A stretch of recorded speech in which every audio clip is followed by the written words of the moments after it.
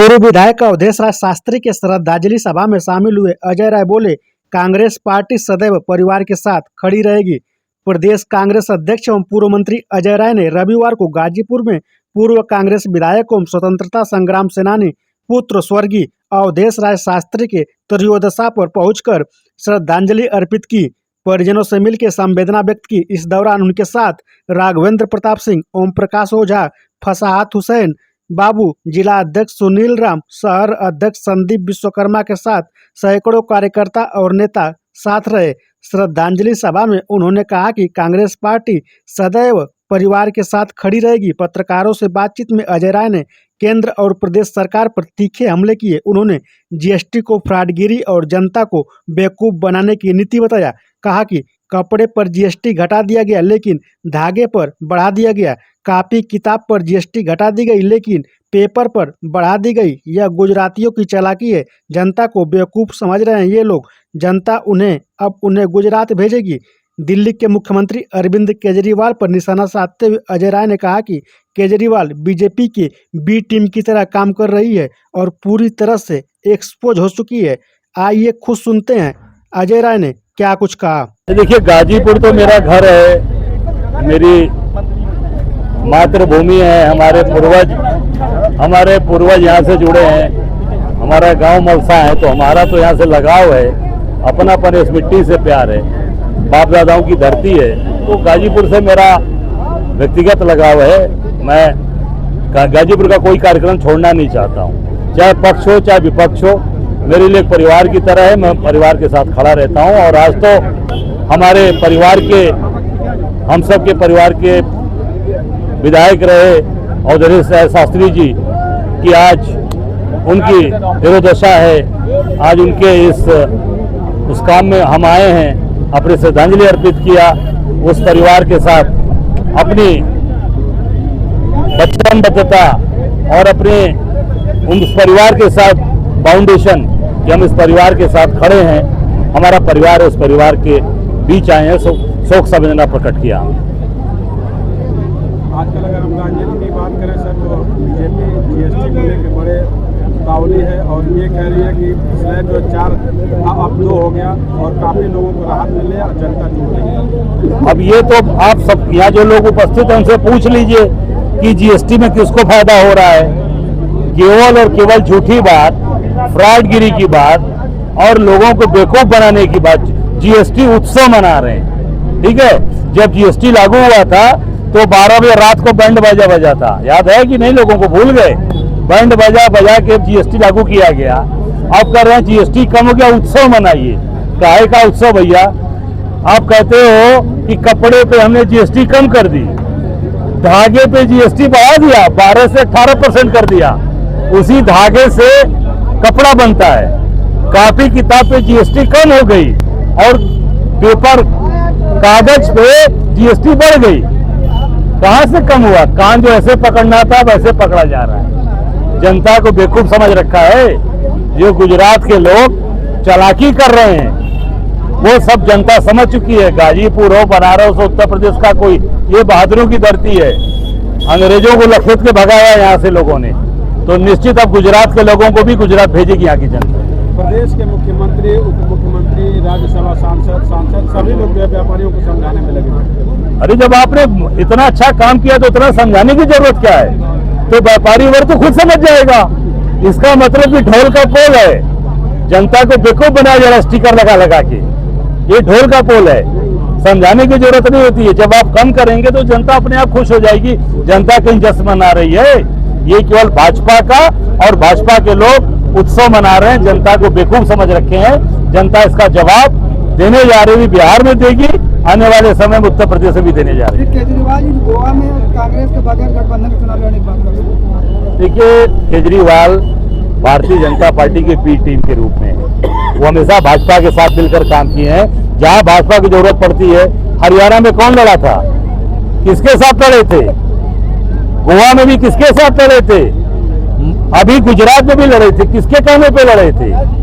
और पूरी तरीके से ये भाजपा की बी टीम के रूप में काम कर रहे हैं। मेरे 14 में भी लड़े थे, वो मोदी जी ने बुला के लड़ाया था उनको।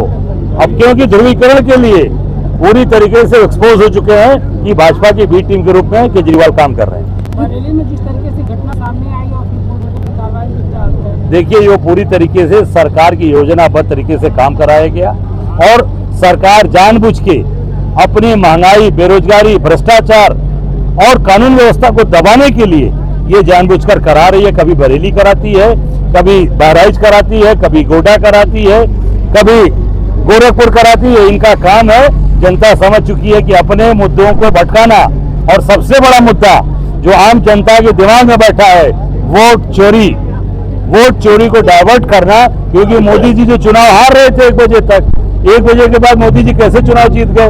ये प्रदेश की जनता, काशी की जनता, गाजीपुर की जनता जानना चाहती है। इसको डाइवर्ट करने के लिए ये तरह तरह के हथकंडे अपना रहे हैं, पर जनता समझ चुकी है जिस दिन हाइड्रोजन बम फटेगा उस दिन सारी चीजें जनता के सामने आ जाएगी और इनके चिथड़े उड़ जाएंगे। बिहार का प्रभारी आपको बनाया गया, बिहार में चुनाव होना है, क्या देखते हैं? अरे तिवारी जी महाराज, गाजीपुर और बनारस के बगल में ना बिहार है। सारे रिश्ते नाते हमारे वहाँ हैं, हमारे बड़े भैया की ससुराल, हम सबके रिश्तेदारियां हैं, सब एक दूसरे की, आप सब लोगों की रिश्तेदारी नातेदारी है कि नहीं? आप देखिए ना, बॉर्डर है गंगा जी के, उस पर बिहार है। तो ये छोटा भाई बड़ा भाई, उत्तर प्रदेश बड़ा भाई है, बिहार छोटा है। आज छोटे भाई को जरूरत है बड़े भाई की, बड़ा भाई पूरी ताकत के साथ बिहार में खूंटा गाड़ेगा और इनको वहां से उखाड़ कर भगाएंगे हम लोग। भाजपा के लोग दम भर रहे हैं कि फिर से बिहार जीतेंगे। देखिए, अब भाजपा के लोग पूरी तरीके से थेथर हो गए हैं और थेथरे ही बतिया रहे हैं। अब ये जाने वाले हैं, अब वो थेथर, अब जब दिया बुझता है ना तो भभकता है, तो भभक कर आप खत्म होने जा रहे हैं। चंदौली के सांसद जो है वो राहुल गांधी जी जो विदेशी धरती से अपना बयान दिया है उस पर सवाल उठा रहे हैं, कंबोडिया जो उन्होंने बात कही है।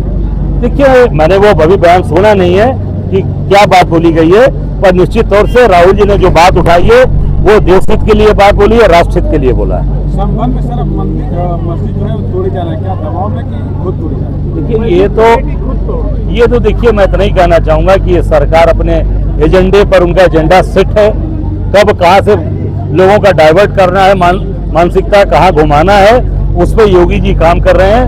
और पूरी तरीके से गेरुआ पहनकर आज पूरी तरीके से वो झूठ बोलते हैं, जनता को भ्रमित करते हैं, जनता को ठगने का काम करते हैं। बरेली में आप लोगों को यानी विपक्ष को जाने नहीं दिया जा रहा?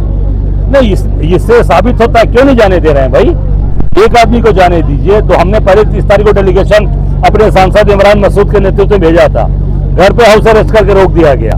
इसलिए कहीं दाल में काला है, इसे साबित होता है कि आप क्यों नहीं जाने दे रहे हो। जब अगर आप सही हैं तो एक आदमी को जाने दीजिए, सबको मत जाने दीजिए, एक को जाने दीजिए, 2 को जाने दीजिए। नहीं जाने दे रहे, इसका मतलब कि सरकार डरी हुई है, घबराई है, इन्होंने अत्याचार अन्याय किया है। सर, बिहार के आप प्रभारी बनाए गए हैं और SIR एक बड़ा मुद्दा था और ऐसे में मतदाता सूची जो है वो जारी कर दी गई है, इसको किस तरह से देखें? देखिए, उसमें भी हमारे दल के लोगों ने मांग किया है कि उसका पूरी तरीके से जानकारी दें कि क्या क्यों काटा गया है और किन किन लोगों के नाम काटे गए हैं, उसकी सारी जानकारी दें, कारण क्या है काटने का नाम, वो सारी जानकारी आप दीजिए। वहाँ ये कांग्रेस पार्टी ने डिमांड किया हुआ। आपके अलायंस में RJD जो लड़ रही है उनके परिवार में कुछ दिक्कत देखा जा रहा है। देखिए, ये उनके अंदर का पारिवारिक मसला है, उसमें मैं कुछ नहीं कहा। कुछ चुनाव पे फर्क पड़ेगा? वो पारिवारिक उनका मसला है, वो अपने परिवार की बात वो जानते हैं। हम कांग्रेस के बात है, राहुल गांधी का एक सिपाही एक बूथ पर डट के काम करेगा, एक जिले में काम करेगा, सीट पे लड़ेंगे और जितनी सीटें हमारी थी लगभग उतनी सीटें रहेंगी और सम्मानजनक तरीके से कांग्रेस निश्चित तौर से इस बार बिहार में बहुत अच्छा करने जा रही है। पप्पू यादव चीफ मिनिस्टर चेहरा कौन जाएगा? अब ये मुझे लगता है कि ये तय होगा, हम सब लोग पहले जीत कर आए भारी मात्रा में, क्योंकि लालच नहीं है हमारे मन में। हम तय आपस में जब जीत कर आएंगे तो तय करेंगे। अजय जी, पप्पू यादव जो पहले कांग्रेस से बात करते थे, कांग्रेस में मतलब उतार दिए गए थे, अब कुछ दिनों पहले मोदी जी की बड़ाई कर रहे थे। नहीं, अभी अब उन्होंने कहा, अभी अब कांग्रेस देखिए, उन्होंने कहा कि मैं निर्दल सांसद नहीं हूँ, कांग्रेस का सांसद हूँ। अभी पप्पू जी ने कहा है, अभी मीडिया कॉन्क्लेव में उन्होंने कहा कि मैं कांग्रेस का सांसद हूँ और कांग्रेस के साथ पप्पू यादव डटकर खड़े हैं। तो क्या इस चुनाव में उन्हें सम्मान मिलेगा? सम्मान मिल रहा है लगातार, पप्पू यादव जी को मिल रहा है, उनकी पत्नी राज्यसभा सांसद है रंजीता रंजन जी, सम्मान बिल्कुल है। जो जनता के बीच में है, कांग्रेस का सम्मान करती है।